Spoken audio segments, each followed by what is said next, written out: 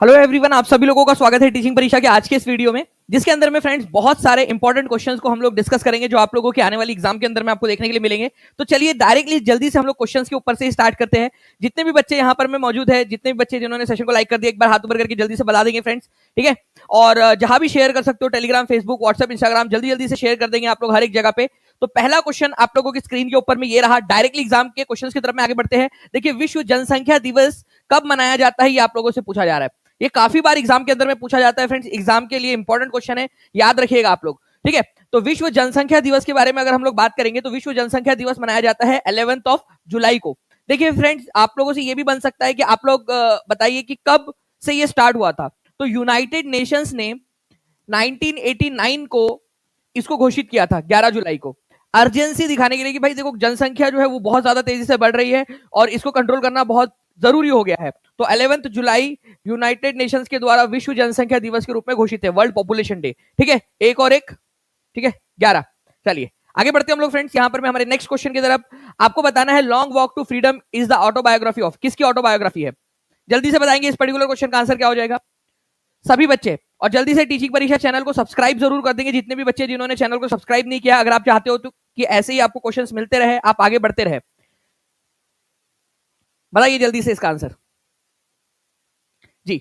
तो अगर हम बात करेंगे friends long walk to freedom, ये एनसीईआरटी के अंदर में ये दिया हुआ है, लॉन्ग वॉक टू फ्रीडम। इसकी जो है जानकारी आप लोगों को एनसीईआरटी के अंदर में मिल जाएगी। ये पुस्तक लिखी गई है नेल्सन मंडेला के द्वारा, ठीक है। ये याद रखेंगे आप लोग, नाइन्थ क्लास के एनसीईआरटी में दिया हुआ है। नेल्सन मंडेला की ऑटोबायोग्राफी है लॉन्ग वॉक टू फ्रीडम, ठीक है। इसके बारे में पूरा मैंने पढ़ाया भी है आप लोगों को। 1994 के अंदर में लिटिल ब्राउन एंड कंपनी के द्वारा इसको प्रकाशित किया गया था, ये याद रखना है आप लोगों ने। नेल्सन मंडेला की ये ऑटोबायोग्राफी है लॉन्ग वॉक टू फ्रीडम, ठीक है। नेल्सन मंडेला कहाँ के व्यक्ति थे? नेल्सन मंडेला जो है फ्रेंड्स साउथ अफ्रीका के है, ठीक है। ये भी याद रखना है आप लोगों ने, साउथ अफ्रीका के, ठीक है। इंपॉर्टेंट पॉइंट है, एग्जाम के अंदर में आप लोगों से पूछ सकते हैं। नेक्स्ट क्वेश्चन की तरफ में आगे बढ़ते हैं हम लोग। आप लोगों से ये क्वेश्चन पूछा गया है कि आपको बताना है कौन सी रिवर जो है वेस्ट की तरफ में बहती है। आंसर दिख रहा है, कोई बात नहीं, मैं आप लोगों को यहाँ पर मैं फ्रेंड्स जल्दी से इसका एनिमेशन लगा देता हूं ताकि आप लोग जो है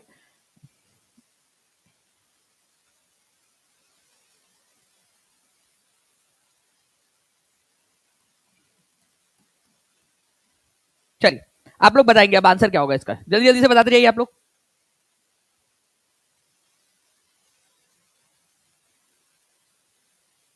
बहुत बढ़िया, आप लोगों के कंटिन्यूअसली आंसर आ रहे हैं फ्रेंड्स, ठीक है। यहाँ पर मैं बोला कि निम्नलिखित में से कौन सी नदी है जो पश्चिम की ओर बहने वाली नदी है, पश्चिम की तरफ। देखिए अगर हम लोग इस क्वेश्चन की बात करें तो हमारे भारत में ये सारी की सारी पेनिनसुलर रिवर है।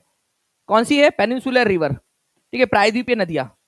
हमने देखा फ्रेंड्स कि एक नदी है जिसका नाम है नर्मदा, ये पश्चिम की तरफ बहने वाली नदी है, अरब सागर में जाकर मिल जाती है। तापी नदी अरब सागर में जाकर मिलती है, तापी, नर्मदा और तापी, ठीक है। वही अगर मैं माही नदी की बात करूं तो माही नदी पहले उत्तर की तरफ में जाती है, फिर दक्षिण की तरफ में आकर अरब सागर में मिल जाती है माही नदी, ठीक है। ये भी पश्चिम की तरफ में बहने वाली नदी है।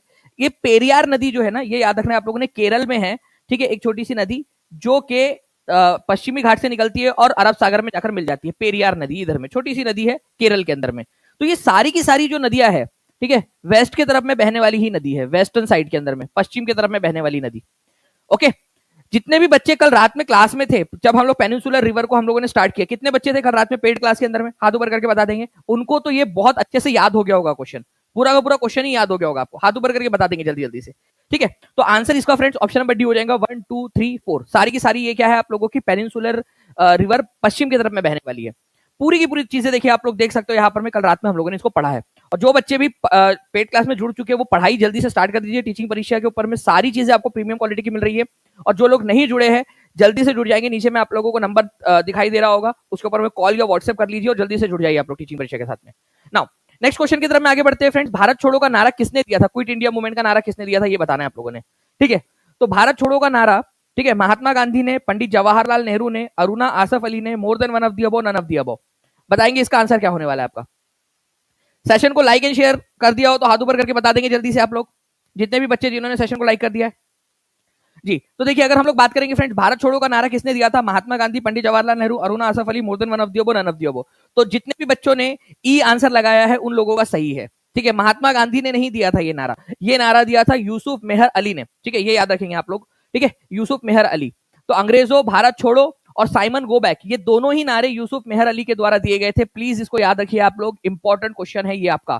ठीक है, तो इसी वजह से इसका आंसर हो जाएगा none of the above. Teaching परीक्षा इस तरह के क्वेश्चंस आप लोगों को बार बार करवाता है, ताकि आप लोगों के एग्जाम में जिस तरीके के क्वेश्चंस पूछे जाते हैं, एग्जामिनर जो आप लोगों को कंफ्यूज करने की कोशिश करता है, वो सारे के सारी चीजें आप लोगों को याद हो जाए। ठीक है, मैंने आप लोगों से कहा है फ्रेंड्स कि जिस दिन भी हमारे 5000 लाइक्स यहाँ पर में कंप्लीट हो जाएंगे, 5000 लाइव बच्चे एक साथ कंप्लीट हो जाएंगे हमारे, उसके अगले ही दिन मैं आप लोगों के लिए 20 मोस्ट इंपॉर्टेंट आर्टिकल्स और 12 के 12 जो आप लोगों के अनुसूचियां है वो आप लोगों को करवाने वाला हूं मैं। तो जल्दी जल्दी से सेशन को शेयर भी करते रहेंगे और लाइक भी करते रहेंगे आप सभी के सभी। चलिए, तो इस क्वेश्चन का आंसर जो है friends none of the above हो जाएगा आपका। नेक्स्ट क्वेश्चन की तरफ में हम लोग बढ़ते हैं जल्दी से। ये पूरी की पूरी लिस्ट आप लोगों को दी जा चुकी है, तो प्लीज इसको याद रखिएगा, आप लोग इसको पढ़ते रहिए। ठीक है, बैक टू द वेदास, वेदों की ओर लौटो, स्वामी दयानंद सरस्वती के द्वारा दिया गया था। ठीक है, जय जगत का नारा विनोबा भावे के द्वारा दिया गया था। ठीक है, वंदे मातरम गीत बंकिम चंद्र चटर्जी के द्वारा लिखा गया था आनंद मठ नामक अपनी पुस्तक के अंदर में। ठीक है, चलो नाउ फ्रेंड्स, अब देखिए ये भी एक बड़ा ही इंटरेस्टिंग सा क्वेश्चन है। हमने एक सेशन किया है जिसके अंदर में हमने पढ़ा था इंपॉर्टेंट ऑर्गेनाइजेशंस के बारे में। पूरे दुनिया भर की जितनी भी इंपॉर्टेंट ऑर्गेनाइजेशन है उनके बारे में हमने देखा है, उनके हेडक्वार्टर्स हमने देखे हैं, साथ ही साथ हमने उनके एक्स्ट्रा जो इन्फॉर्मेशन है उसको भी पढ़ा। तो निम्नलिखित में से कौन सी संयुक्त राष्ट्र की आधिकारिक भाषाओं में से एक है? ठीक है, ये बताना है आप लोगों ने। तो संयुक्त राष्ट्र, ठीक है, यूनाइटेड नेशंस, आपको पता होना चाहिए फ्रेंड्स कि अभी हमारे भारत के अंदर में जो है एक बात चल रही है कि हमारे भारत को संयुक्त राष्ट्र का जो उनकी एक जो परमानेंट जो है सीट दे दी जाए यहाँ पर में सिक्योरिटी काउंसिल के अंदर में, ये भी बात अभी फिलहाल में चल रही है। तो संयुक्त राष्ट्र के अंदर में बहुत सारे दुनिया भर के जो है फ्रेंड्स 192 नेशंस उसके अंदर में अभी मेंबर्स है। ठीक है, और केवल 5 परमानेंट नेशन है उसके सिक्योरिटी काउंसिल के। ठीक है, चलिए अब मैं आपको यहाँ पर मैं बता देता हूँ कि कौन कौन सी जो है लैंग्वेजेस है यूनाइटेड नेशंस की ऑफिशियल लैंग्वेज, यूनाइटेड नेशंस की, यूनाइटेड नेशंस। अब देखिए फ्रेंड्स, इंग्लिश तो है ही, ठीक है, ऑब्वियसली बात है भाई, अमेरिका की है और अमेरिका और ब्रिटेन इंग्लिश बोलते हैं। ठीक है, इंग्लिश है। फ्रांस जो है इनका है, तो फ्रेंच भाषा भी इनकी ऑफिशियल लैंग्वेज के अंदर में है, फ्रेंच। ठीक है, रशिया इनका परमानेंट मेंबर है, तो रशियन भाषा भी है, रशियन है। ठीक है, रशियन भाषा भी है। चाइना है इनका परमानेंट मेंबर, तो चाइनीज भाषा भी है। ठीक है, चाइनीज, चाइनीज, चाइनीज भाषा को ही फ्रेंड्स एक और नाम से जाना जाता है, मैंडरीन। ये याद रखना है आप लोगों ने, चाइनीज भाषा को ही मैंडरीन के नाम से भी जाना जाता है, मैंडरीन। ठीक है, मैंडरीन भाषा के नाम से। तो 1 2 3 4 ये हो गई 4, और 2 भाषा और एक्स्ट्रा आप लोग जोड़ लीजिए। ठीक है, एक है स्पेनिश, ठीक है, स्पेन की स्पेनिश, और एक है अरेबिक। ठीक है, अरेबिक। तो कितनी हो गई टोटल, बताइए जल्दी से, टोटल कितनी हो गई ऑफिशियल लैंग्वेजेस यूनाइटेड नेशंस की? यूनाइटेड नेशन संयुक्त राष्ट्र की आधिकारिक भाषा है, तो टोटल हो गई फ्रेंड 6, टोटल 6 भाषा है। 6 के 6 नाम लिख दीजिए। मैंने इस तरीके से आपको इसलिए लिखा है कि परमानेंट नेशंस कौन से है यूनाइटेड नेशन सिक्योरिटी काउंसिल के, आपको याद हो गया होगा, अमेरिका, यूएसए और ब्रिटेन जिनकी इंग्लिश है, फ्रांस है फ्रेंच भाषा, रशिया है रशियन भाषा, चाइना है चाइनीज या मैंडरीन भाषा। ठीक है, तो ये इंग्लिश में यूएसए और ब्रिटेन। ठीक है, ये 2 1 2 3 2 और 3 5 जो है परमानेंट नेशन है। परमानेंट नेशन कौन कौन से यूनाइटेड नेशंस के आप लोग लिख देंगे, और स्पेनिश और अरेबिक जो है एक्स्ट्रा और भाषाएं है ऑफिशियल लैंग्वेजेस, तो टोटल 6 भाषाएं है। अब बताइए इसका आंसर क्या होगा, जल्दी से इस क्वेश्चन का आंसर करेंगे जल्दी जल्दी से। 1000 से ज्यादा आप लोगों ने लाइक कर दिया है 8 मिनट के अंदर में, बहुत बहुत शुक्रिया आप सभी लोगों का। जल्दी से जहां भी शेयर कर सकते हो शेयर कर देंगे। 5000 का टारगेट हम लोगों ने रखना है कि जल्दी से जल्दी हम लोग 5000 प्लस लाइक्स और 5000 प्लस लाइव्स जो है वो हो जाए, ताकि हम लोग जल्दी से जो हमारे 2 इंपॉर्टेंट सेशन है उनको कंडक्ट करवा सके। देखिए, तो फ्रेंच है, इंग्लिश है, अरबी भी है, ठीक है, अरेबिक, इसके अलावा ठीक है चाइनीज है, रशियन है और स्पेनिश भी है। तो आंसर हो जाएगा मोर than one of the above. D answer कितने लोगों ने लगाया है, कितने लोगों को याद हो गया, अब हाथ ऊपर कर देंगे। नेक्स्ट क्वेश्चन की तरफ में हम लोग आगे बढ़ते हैं। हमारे नेक्स्ट क्वेश्चन आप लोगों की स्क्रीन के ऊपर में ये रहा। ठीक है, आपको बताना है संविधान की चौथी अनुसूची में, ठीक है, संविधान की चौथी अनुसूची में क्या दिया हुआ है। मैंने आपसे कहा है 12 अनुसूचियां है हमारे भारत के अंदर में, 12 के 12 अनुसूची आपको याद करवा दूंगा। ठीक है, आप लोगों ने क्या करना है, आपने जहां भी शेयर कर सकते हो शेयर कर देंगे, लाइक्स कर देंगे सेशन को, और दबा के हर एक जगह पे, हर एक ग्रुप के अंदर में, टेलीग्राम, फेसबुक, व्हाट्सएप, इंस्टाग्राम, आपके जो है लाइब्रेरी के ग्रुप, हर जगह पे शेयर कर दो इसको। तो देखिए संविधान की चौथी अनुसूची में जो है क्या दिया हुआ है, तो संविधान की चौथी अनुसूची 12 में से जो चौथी अनुसूची है उसमें हर राज्य से राज्यसभा में कितने सदस्य जाएंगे उसकी लिस्ट दी गई है। जैसे फॉर एग्जांपल सबसे ज्यादा जो है वो जाते हैं यूपी से, ठीक है, यूपी से जाते हैं फ्रेंड्स कितनी, ठीक है 31 राज्यसभा के अंदर में सदस्य। बिहार से कितने जाते हैं, ठीक है, बिहार से जाते हैं 16, ठीक है 16। इस तरीके से अलग अलग राज्यों में से कौन से राज्य में से कितनी राज्यसभा के लिए चुनकर जाएंगे, ठीक है, ये पूरी की पूरी लिस्ट आपकी हमारे भारत के संविधान की चौथी अनुसूची के अंदर में दी गई है। इंपॉर्टेंट पॉइंट है, एग्जाम के अंदर में पूछ सकते हैं, प्लीज इसको याद रखेंगे आप सभी। ओके चलिए आंसर इसका हो जाएगा ऑप्शन नंबर बी, ठीक है, राज्यसभा के अंदर में कौन से राज्य से कितने लोग चुनकर जाएंगे उसकी सूची आपकी दी गई है। नेक्स्ट जो है फ्रेंड्स आपको बता दूं ये 12 के 12 अनुसूची आपको करवाने वाला हूं, ठीक है, जिस दिन हमारे 5000 प्लस लाइक और लाइक्स एक साथ हो जाएंगे तो आप सभी लोगों की जिम्मेदारी बनती है, पर्सनल रिस्पॉन्सिबिलिटी लीजिए, एक एक सैनिक की तरह यहाँ पर मैं काम करिए अपनी अपनी जिम्मेदारी निभाते हुए। पूरी की पूरी हम लोग यहाँ पर में देखेंगे। जैसे कि पहली अनुसूची जो है फ्रेंड्स इसमें राज्य और यूनियन टेरिटरीज के नाम और उनका एरिया दिया हुआ है। दूसरी अनुसूची के अंदर में दिया है कि कौन से व्यक्ति को कितनी सैलरी मिलेंगी, कितने अलाउंसेस मिलेंगे, भत्ते कितने मिलेंगे, ठीक है, ये सारी चीजें दी गई है। ठीक है, कौन कौन से नाम इसमें लोग आपको मिलेंगे वो भी मैं आपको बताऊंगा दूसरी अनुसूची में। ठीक है, थर्ड अनुसूची के अंदर में जब आप किसी संवैधानिक पद पर जाते हो तो आप शपथ कौन सी लोगे, ठीक है, ओथ एंड अफर्मेशन, ठीक है, शपथ ये दी गई है। चौथी अनुसूची में सीट्स की संख्या दी गई है राज्यसभा में अलग अलग राज्यों की। पांचवी अनुसूची के अंदर में शेड्यूल्ड एरियाज और छठवीं अनुसूची में स्पेशली 4 राज्यों के लिए असम, मेघालय, त्रिपुरा, मिजोरम, इनके जो शेड्यूल्ड एरियाज है उनके बारे में जानकारी दी गई है। तो पांचवा और छठवां शेड्यूल्ड एरिया से रिलेटेड है, पांचवा नॉर्मल और छठवें नंबर का स्पेशल, ये 4 राज्यों के लिए। ठीक है, इस तरीके से ये आप लोगों की पूरी जो सारे 12 के 12 आप लोगों की अनुसूची है वो आपको याद करवा दूंगा मैं। नेक्स्ट क्वेश्चन, ठीक है, आपको बता रहे हैं निम्नलिखित में से कौन 1953 में राज्य पुनर्गठन आयोग के सदस्य थे। ठीक है, देखिए फ्रेंड्स राज्य पुनर्गठन आयोग ये बहुत ही इंपॉर्टेंट क्वेश्चन है, बार बार पूछा जाने वाला क्वेश्चन एग्जाम के अंदर में। इसकी स्थापना कौन से साल में हुई थी ये आप बताएंगे, और जो बच्चा इसने रिपोर्ट कौन से साल में सौंपी थी ये अगर बता देगा तो ही अपना आंसर जो है गिनना। ठीक है, अपनी रिपोर्ट बताइए जल्दी से, राज्य पुनर्गठन आयोग ने अपनी रिपोर्ट कौन से साल सौंपी थी। एक तो ये क्वेश्चन आपका बन गया, दूसरा कौन से साल इसका गठन किया गया था ये आप बताएंगे, और राज्य पुनर्गठन आयोग की सिफारिश पर राज्यों का पुनर्गठन कौन से साल में हुआ था ये भी बताना है आप लोगों ने।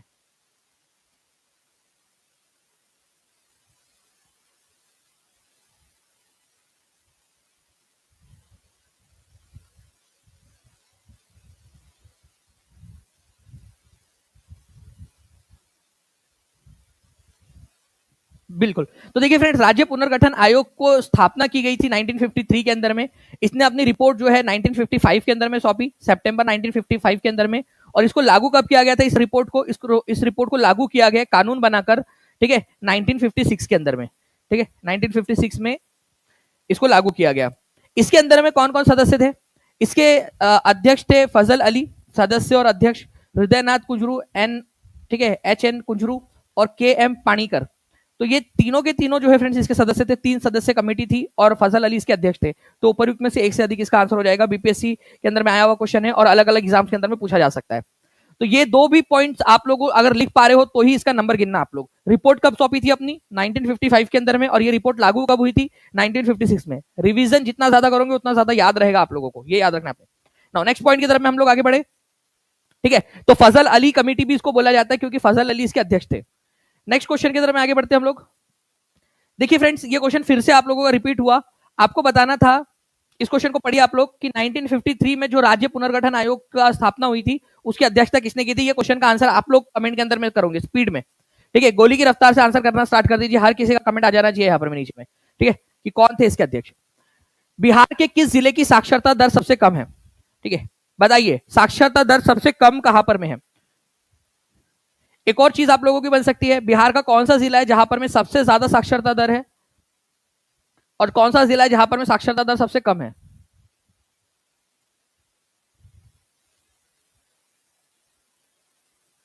चलिए बहुत बढ़िया आप लोगों के, देखिए फ्रेंड्स आंसर्स स्पीड में आप लोग करने की कोशिश कर रहे हो, अररिया, पूर्णिया, ठीक है, नवादा, अलग अलग आंसर्स आप लोग कर रहे हो।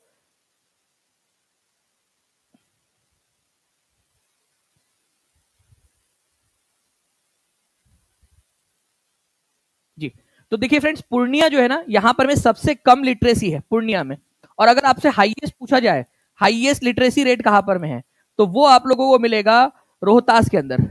ठीक है, रोहतास में। तो दोनों ही पॉइंट आप लोगों ने याद रखना है। 75.37 के साथ में रोहतास सबसे आगे है और 52.49% के साथ में पूर्णिया सबसे नीचे है। ठीक है, ओवरऑल लिटरेसी के मामले में। ठीक है, इसको याद रखेंगे आप लोग। तो लिटरेसी रेट बिहार के अंदर में सबसे कम कहां पर में और सबसे ज्यादा कहां पर में, ये दोनों के दोनों पॉइंट आप लोगों को याद रखना है। सबसे ज्यादा रोहतास में और सबसे कम पूर्णिया के अंदर में। ठीक है, दोनों लिख दो आप लोग, सबसे ज्यादा रोहतास, सबसे कम पूर्णिया।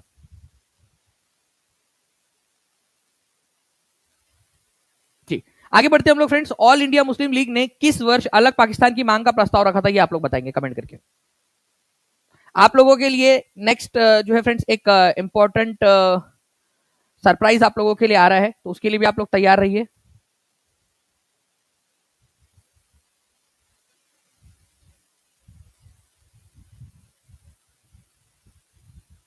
गुड। तो देखिए friends, all India Muslim league ने किस वर्ष अलग पाकिस्तान की मांग का प्रस्ताव रखा था, तो लाहौर के अंदर में ये अधिवेशन हुआ था। और ये लाहौर अधिवेशन जो था, इसके अंदर में अलग पाकिस्तान की मांग जो है पहली बार रखी गई थी। तो अलग पाकिस्तान की मांग लाहौर अधिवेशन के अंदर में 1940 में, ठीक है, 23 मार्च को रखी गई थी। ये याद रखना आप लोगों ने, B is the correct answer. ठीक है, तो 23 मार्च 1940 को लाहौर अधिवेशन में, जिसके अध्यक्ष मोहम्मद अली जिन्ना थे, उसके अंदर में ये मांग रखी गई और बोला गया कि अलग पाकिस्तान जो है वो चाहिए होगा। इसी वजह से पाकिस्तान डे भी मनाते हैं पाकिस्तान के अंदर में 23 मार्च को। ठीक है, 23 मार्च 1940 को लाहौर अधिवेशन में रखी गई थी लाहौर में। ये क्वेश्चन बन सकता है, इसको याद रखेंगे।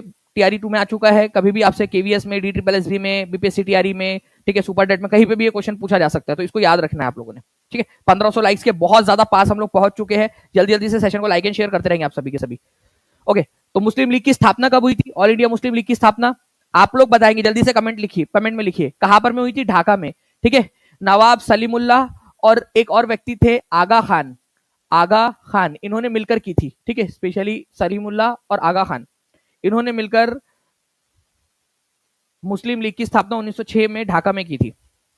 अब आप लोगों के लिए एक बहुत ही बेहतरीन सरप्राइज, सभी लोगों के लिए। आप लोग जो है फ्रेंड्स चाह रहे होंगे कि आपको पूरा जो आधा साल बीत चुका है 2025 का, पूरा जो हाफ ईयर है, इसका करंट अफेयर एक साथ करवा दिया जाए। जो ऑप्शंस है इस तरीके से डिजाइन किए जाए कि हर ऑप्शन कोई ना कोई आंसर हो। ठीक है, जिस तरीके से एग्जाम के अंदर में किया जाता है, और उन ऑप्शंस की मदद से आप लोग रिवीजन करें। तो ये चीज को संभव जो है फ्रेंड टीचिंग परीक्षा बना रहा है बहुत मेहनत से। आप लोगों के लिए करंट अफेयर्स की पूरी क्लास 13 जुलाई को दोपहर 2 बजे कहां पर में होंगी? सक्सेस परीक्षा के ऊपर में। कितने बच्चे जिन्होंने सक्सेस परीक्षा चैनल को सब्सक्राइब कर लिया है?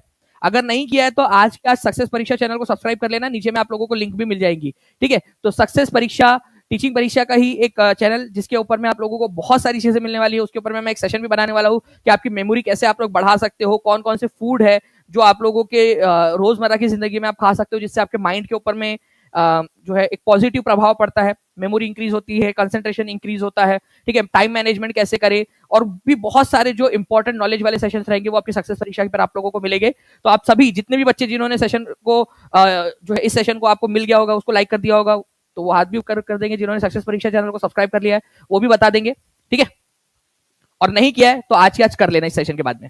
चलिए आगे बढ़ते हैं हम लोग friends. Highest mountain peak of India is known as. ठीक है, अब बताएंगे हमारे भारत की सबसे ऊंची चोटी कौन सी है इनमें से? एवरेस्ट, माउंट एवरेस्ट भारत में है ही नहीं। ठीक है, उसके बाद में कांचनजंगा, ठीक है, K2 more than one of the above, none of the above. तो माउंट एवरेस्ट भारत में नहीं है, ये नेपाल के अंदर में है। दुनिया की सबसे ऊंची चोटी है नेपाल में माउंट एवरेस्ट। भारत की सबसे ऊंची चोटी कौन सी हो जो भारत में मौजूद है? अब कई सारे जगहों के ऊपर में फ्रेंड्स आप लोगों को कांचनजंगा मिलता है कि कांचनजंगा भारत की सबसे ऊंची चोटी है, बट मैं आप लोगों को बता दूं फ्रेंड्स कि भारत की सबसे ऊंची चोटी जो है वो है K2। ये निर्विवाद रूप से, अगर K2 ऑप्शन में दिया हुआ है तो हम K2 ही लगाएंगे। ठीक है, 8611 मीटर ऊंचाई के साथ में K2, इसको गॉडविन ऑस्टिन के नाम से भी जाना जाता है। ठीक है, और K2 अभी फिलहाल में पाकिस्तान ने उस पर कब्जा किया हुआ है, पाकिस्तान अधिकृत कश्मीर के अंदर में है, लेकिन एक ना एक दिन हम लोग जो है फ्रेंड्स हम उसको वापस ले लेंगे। ठीक है, तो K2 याद रखना है आप लोगों ने, हमारे भारत की सबसे ऊंची चोटी है। ठीक है, K2। ये कहीं पे भी आपको कांचनजंगा दिया हुआ हो वो गलत रहेगा, क्योंकि K2 सबसे ज्यादा ऊंची है। K2 दूसरे नंबर की, दुनिया की दूसरे नंबर की सबसे ऊंची चोटी है। अगर मैं कांचनजंगा की बात करूं तो 8586, ठीक है, 8500, ठीक है, 86 मीटर ऊंचा है और ये 8,611 मीटर ऊंचा है। तो K2 ज्यादा ऊंचा है, तो K2 हमारे भारत का हिस्सा है, ये याद रखना है आप लोगों ने। एक ना एक दिन भारत में आ जाएगा और अभी भी भारत के नक्शे में हम उसको दिखाते हैं, ठीक है। इसी वजह से भारत की सबसे ऊंची चोटी को हम, ठीक है, K2 ही मानेंगे गॉडविन ऑस्टिन जब भी दिया हुआ हो।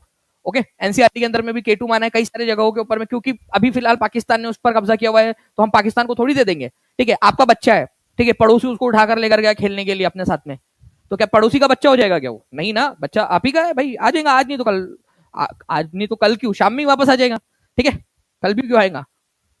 ओके, तो आपका बच्चा है, पड़ोसी लेकर गया तो पड़ोसी का नहीं हो जाएगा वो, आप ही का रहेगा वो, वापस ला लेंगे अपन। K2, ठीक है, K2 गॉडविन ऑस्टिन के नाम से इसको जाना जाता है, ये याद रखना है आप लोगों ने, गॉडविन ऑस्टिन, ऑस्टिन के नाम से भी इसको जाना जाता है, गॉडविन ऑस्टिन के नाम से K2। आप इसकी हाइट लिख लेंगे दोनों की, कांचनजंगा की, कांचनजंगा सिक्किम के अंदर में लोकेटेड है, ये भी याद रख लेना आप लोग, कांचनजंगा सिक्किम में, ठीक है। नाउ नेक्स्ट क्वेश्चन की तरफ में हम लोग आगे बढ़ते हैं फ्रेंड्स। आपको उससे पहले बता दूं कि काराकोरम जो श्रेणी है ना, उसके अंदर में लोकेटेड है ये गॉडविन ऑस्टिन K2, काराकोरम श्रृंखला में, काराकोरम जो रेंज है उसमें। तो इंडिया की सबसे ऊंची चोटी K2 है। अरावली पर्वत श्रृंखला की सबसे ऊंची चोटी गुरु शिखर है, अरावली राजस्थान में, ठीक है। सातपुड़ा की धूपगढ़ है, ठीक है, महादेव हिल्स के नाम से भी जाना जाता है इसको। ईस्टर्न घाट की, ठीक है, देवोडी, ठीक है, अभी महेंद्रगढ़ था, महेंद्रगिरी था, लेकिन अभी हाल ही में, ठीक है, उसमें काउंटिंग में आया कि देवोरी है सबसे। वेस्टर्न घाट की अनाईमुड़ी हिल्स है, ठीक है, नीलगिरी की डोडा बेट्टा है, अंडमान निकोबार की सैडल पीक है। नेक्स्ट क्वेश्चन जो है फ्रेंड्स, भारत का सबसे शुष्क स्थान कौन सा, सबसे जो है सूखा स्थान, ठीक है, ड्राइएस्ट प्लेस।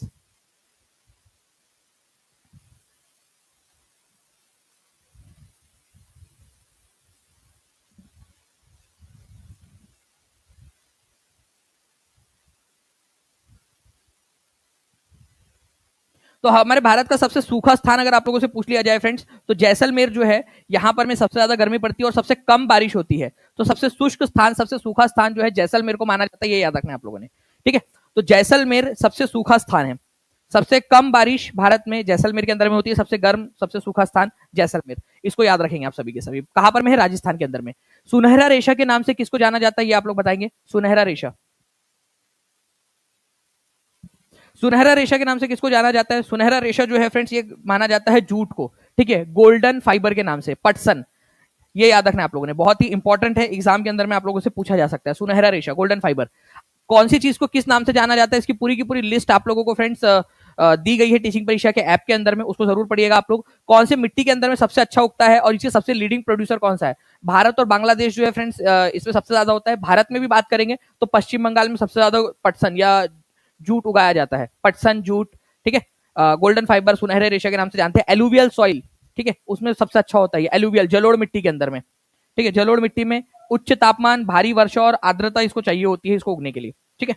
ये बेसिक मुख्य कारण है जिसकी वजह से जनसंख्या में परिवर्तन आ सकता है, ठीक है, जनसंख्या में परिवर्तन। तो ये याद रखना है आप लोगों ने, पॉपुलेशन चेंज आपका हो सकता है बर्थ, डेथ और माइग्रेशन के अंदर में, ये एनसीईआरटी में दिया हुआ है आप लोगों का। माइग्रेशन एक कारण है, ठीक है, प्रवासन मतलब एक जगह से दूसरी जगह लोग चले गए, ठीक, काम की तलाश में हो सकता है, या फिर कोई आपदा आई थी वहां पर में, इस वजह से वो लोग माइग्रेट कर गए। जन्म मृत्यु, ये भी एक कारण है, ज्यादा बच्चे पैदा हो रहे हैं या ज्यादा लोग मर गए, तो ये पॉपुलेशन चेंज के अंदर में कारक होता है। गंगा नदी के दक्षिणी किनारे से मिलने वाली सबसे बड़ी सहायक नदी कौन सी है। गंगा नदी, ठीक है, उसके दक्षिणी किनारे से मिलती है, मतलब ये गंगा नदी है, इसका दक्षिणी किनारा ये हो गया, राइट हैंड ट्रिब्यूटरी। तो कौन है इसकी सबसे बड़ी सहायक नदी इनमें से।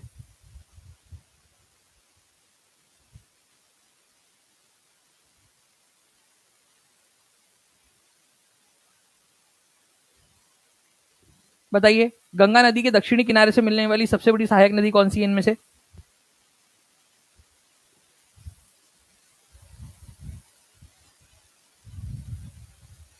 तो आंसर हो जाएगा फ्रेंड्स आप लोगों का सोन नदी, ठीक है, सबसे लंबी सहायक नदी सोन नदी है।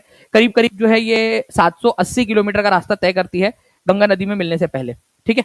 चल आगे बढ़ते हैं हम लोग फ्रेंड्स नेक्स्ट क्वेश्चन की तरफ में हमारे, ठीक है। तो यहाँ पर मैं आप लोगों का, आज हमने बहुत सारी चीजें देखी। मैं आपको बता दूं कि 13 जुलाई को दोपहर 2 बजे आप लोगों की लाइव ओनली क्लास होने वाली है। इसके अंदर में हम लोग करंट अफेयर्स पढ़ेंगे, ठीक है, 6 महीने का पूरा रिवीजन 1 जनवरी से 30 जून तक। और इसमें जो जितने भी इंपॉर्टेंट क्वेश्चन है वो सारे के सारे क्वेश्चन आप लोगों के होंगे। लाइव ओनली क्लास रहेगी, सभी को लाइव आना है। और जैसे ही ये क्लास खत्म होगी उसके बाद में आप लोगों की एक टेस्ट होंगी, ठीक है, उस टेस्ट के अंदर में कितने बच्चे कितना स्कोर कर पाते हैं वो भी हम लोग देखेंगे। जैसे ही क्लास खत्म होगी उसके तुरंत बाद आप लोगों को मैं इसका जो है लिंक दूंगा क्लास का, उस लिंक के ऊपर में आप लोगों ने क्लिक करके अपना अपना जो है रिवीजन जांच लेनी है कि कितना आप लोगों को आ रहा है। ओके, तो सेशन को लाइक एंड शेयर जरूर कर दीजिए और जल्दी से इस सक्सेस परीक्षा के ऊपर में जाकर सेशन को लाइक कर देंगे और चैनल को सब्सक्राइब कर देंगे हर एक बच्चा। ठीक है, चैनल को सब्सक्राइब कर देना है, तभी आप लोगों को वहां पर में कमेंट का ऑप्शन एनेबल हो पाएगा। तो चैनल को सब्सक्राइब कर देंगे, बेल आइकन दबा देंगे, इस सेशन को भी लाइक कर देना है आपने, और जहां भी शेयर कर सकते हो वहां पर में आप लोग शेयर भी कर सकते हो। ठीक है, थैंक यू वेरी मच अन्नो, बहुत बहुत शुक्रिया आप सभी लोगों का फ्रेंड्स। और आगे बढ़ते हैं हम लोग, नेक्स्ट क्वेश्चन हम लोग करेंगे हमारे नेक्स्ट वाले लेक्चर के अंदर में। तब तक के लिए take care and bye, God bless you all, thank you.